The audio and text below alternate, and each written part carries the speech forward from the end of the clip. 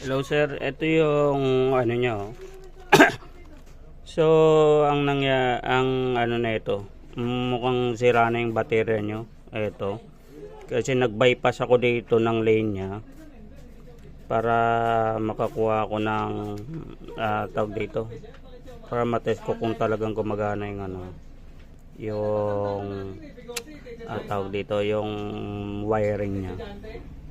So, yung wiring mo, yung charging port mo, okay siya.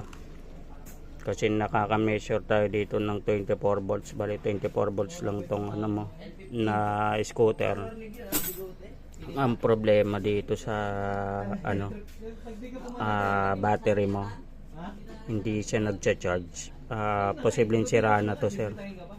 Kasi meron tong ano sa loob yung BMS niya. Parang sa mga ano rin, sa mga laptop. Ayan o, green pa rin siya. Pero nagme-measure siya dito ng 24 volts. So ayan o, ito yung binaypass natin, sir. O ayan o, Yung mga jeep na driver, lahat yan may bigot sa nakikita ko 24 volts. Pati ba naman yung mga yan? Mapakialaman pa nila?